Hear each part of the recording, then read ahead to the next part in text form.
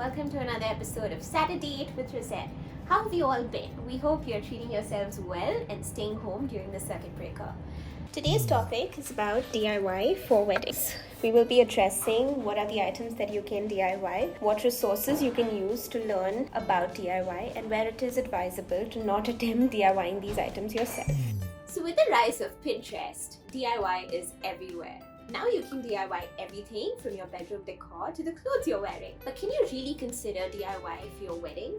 What is DIY for a wedding? DIY wedding is a wedding trend that started about 10 years ago.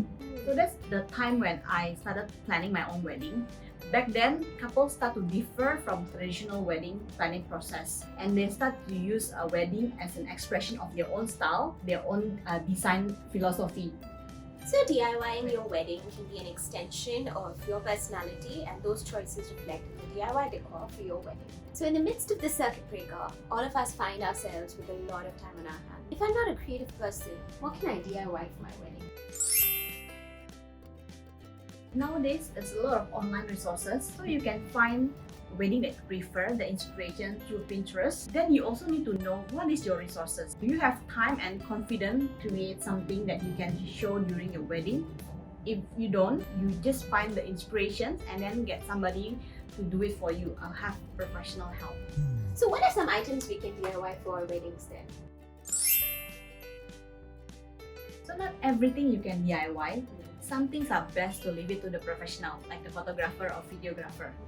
And also things that require your participation on the actual day, like running your own program, please don't put it in your DIY list. You should be the queen of the day and enjoy the day. But things that you can do beforehand, like bouquet or corsages or handmade cards for your bridesmaid, you can DIY those things, and it could be a meaningful element for your wedding. Exactly. So having time and a huge support crew to outsource and help with the DIY is very important. In fact, I DIY a lot of decor elements for my wedding. I folded hundreds of paper rosettes, make it as the significant elements of the decor. Wow, so is this where the name Rosette comes from? Yes, actually. Wow, that's a bonus information for you guys. So let's also explore the flip side of the coin. What are the downsides of DIYing your wedding? So you could put unnecessary stress for yourself on your wedding day. Some couple come to us after trying to DIY their wedding and they realize that it would jeopardize their sanity. Try to delegate as much of tasks before your wedding because there's so many things to take care of.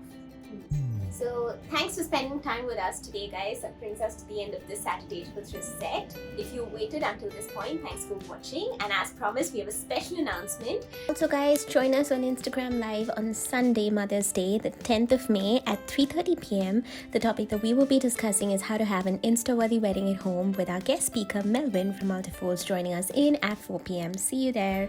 See you soon. Bye-bye.